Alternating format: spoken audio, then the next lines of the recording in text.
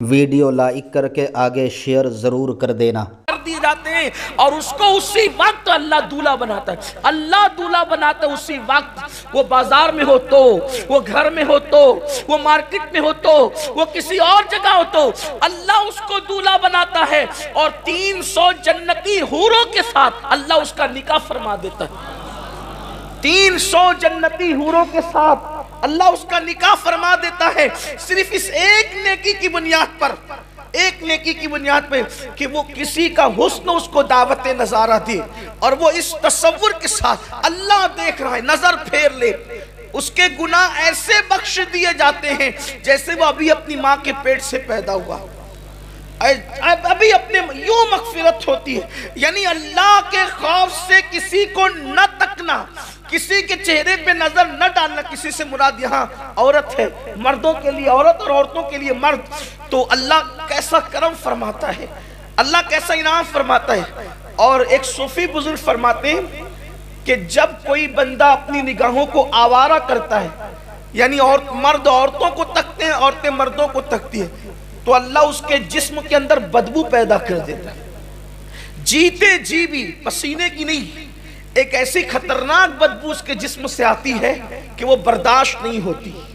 آپ غور کریں، یہ میں سمجھتا ہوں کہ جو بہت تھوڑا موڑا میں نے علم حاصل کیا ہے اپنے بزرگوں سے، تو کسی گناہ پر مجھے یہ وعید نہیں ملی پڑھنے کو۔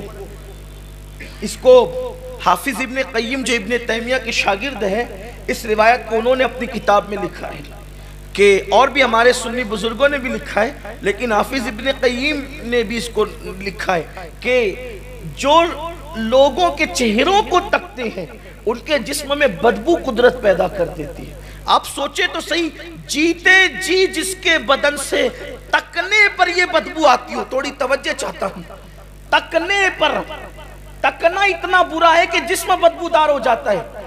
جسم دنیا میں بدبودار تکنے کی بنیاد پہ ہوتا ہے، تو مرنے کے بعد کفن کی بدبو کا حال کیا ہوگا، جسم کی سڑن کا حال کیا ہوگا، جسم کی بدبو کا حال کیا ہوگا۔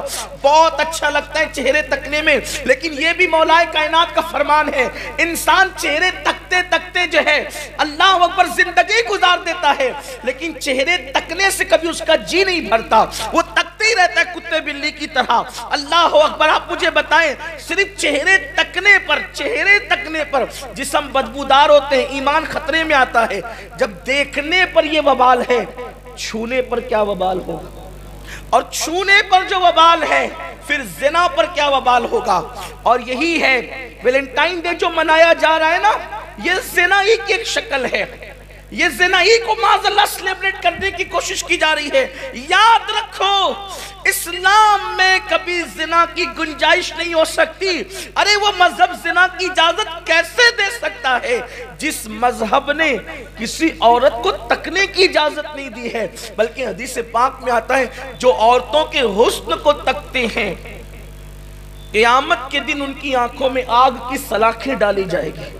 حضرت داؤد علیہ السلام کا وہ خوبصورت قول جو حضرت سلیمان علیہ السلام کی طرف بھی منسوب ہے، علامہ ابن الجوزی نے لکھا ہے کہ آپ نے فرمایا تھا، میرے بیٹو اگر ناگ کے پیچھے جانا پڑے تو چلے جانا، لیکن کسی خوبصورت عورت کے پیچھے کبھی نہ جانا، کیونکہ ناگ ڈسے گا تو جان جانے کا خطرہ ہے، عورت کا حسن ڈسے گا تو ایمان جانے کا خطرہ ہے۔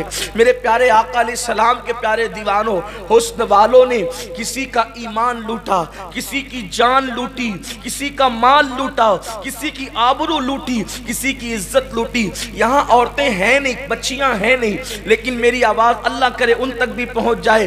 میں ان سے بھی کہنا چاہتا ہوں، دیکھو یہ جو محبت کے نام پہ ایک معاملہ چلا ہے، اصلا ہر فلم کا عنوان اس وقت محبت ہے، ہر سیریل کا عنوان اس وقت محبت، عشق و محبت، عشق و محبت، سیریل کا عنوان، فلموں کا عنوان، ناولوں کا عنوان یہی ہے۔ لیکن جب ہم اس کو گہری نظر سے اس کی اسٹڈی کرتے ہیں، مطالعہ کرتے ہیں، مجھے کہیں محبت نظر نہیں آتی۔ یہ صرف نفسانیت ہے، بلکہ نوجوان لڑکوں کا حال اتنے خود غرض ہیں، نوجوان لڑکے اتنے خود غرض ہیں کہ کسی کے حسن کو چوس کر ایسے بھاگتے ہیں کہ دوبارہ پھر اس طرف رخ بھی نہیں کرتے، پھر وہ سسکیاں لیتی رہے، بستر پہ کروٹیں بدلتی رہے، آہیں بھرتی رہے۔ لڑکیوں کا بھی یہی حال ہے کم و بیش۔ ایک لڑکی، سب کی بات نہیں کر رہا ہوں، کچھ لڑکیوں کا، لوگ کہتے ہیں کہ آپ لڑکیوں کو گالیاں دیتے ہیں۔ ہم نے کب کہا کہ آپ کی بیٹی ایسی ہے؟ ہم تو جنرل بات کرتے ہیں۔ آپ کو غصہ نہیں آنا چاہیے، ورنہ پھر چور کی داڑھی میں تنکے والی بات ہے۔ آپ ان کو کیوں غصہ آتا ہے؟ ہم مطلقاً بات کرتے ہیں۔ شراب کی مذمت میں تقریر ہوتی ہے، محفل میں شرابی بیٹھے تو اس میں ہمارا کیا قصور ہے؟ جوا پہ گفتگو ہوتی ہے، اگر جواری تک تقریر پہنچے تو اس میں ہمارا کیا قصور ہے؟ آپ گناہ کرنے میں شرم نہیں کرتے، ہم گناہ سے روکنے میں کیسے شرم کریں؟ تو یہ بات آپ سے کہنا چاہتا ہوں کہ ہمیں یہ بھی پتا چلا ہے ایک لڑکی کئی لڑکوں کے ساتھ رابطے رکھتی ہے۔ ظاہر سی بات ہے اس نے سب کے ساتھ تو شادی کرنا نہیں ہے، اور ایک لڑکے کا حال بھی یہ کئی لڑکیوں سے رابطہ، اس نے اس کے ساتھ تو شادی کرنا نہیں ہے۔ نتیجہ ہونا کیا ہے؟ نتیجہ کیا ہوگا؟ کسی ایک کے ساتھ ہی گھر بسے گا، ایک ہی کے ساتھ گھر بسے گا۔ اس کے بعد جانتے ہیں دل میں جو چیز اتر جاتی ہے، پتھر سے کوئی چیز کا نکال لینا آسان ہے، دل سے کسی کی محبت نکالنا مشکل ہے۔ آدمی پاگل ہوتا ہے، خودکشی کرتا ہے، ریل کی پٹریوں کے نیچے جا کر مرتا ہے، کنویں میں چھلانگ لگاتا ہے، زہر کھاتا ہے۔ یہ صورتحال ہے۔ ایک مرتبہ میں نے سوچا انٹرنیٹ پہ ذرا میں پاگلوں کو تو دیکھوں کہ پاگل کرتے کیا، یہ کیوں پاگل ہے؟ تو مجھے پتا چلا اکثر لوگ جو پاگل ہوئے ہیں وہ صرف عشق مجازی کی بنیاد پہ پاگل ہوئے، ہنسنے کی بات نہیں ہے۔ اس لیے میں اپنے جوانوں سے کہنا چاہتا ہوں عشق نہیں کرنا، محبت نہیں کرنا، اور میں تو یہ آپ سے کہنا چاہتا ہوں جس کو تم نے عشق کا نام دیا نفسانیت ہے وہ، ورنہ اصل میں عشق تو ہمارے ہی مذہب میں ہے، محبت تو ہمارے ہی مذہب میں ہے، واللہ کسی اور مذہب کی طرف سے یہ صدا نہیں آئی ہے۔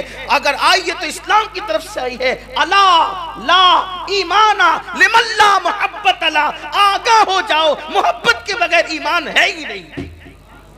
ہمارے یہاں تو محبت شرط ہے ایمان کے لیے، ایمان کے لیے محبت شرط ہے۔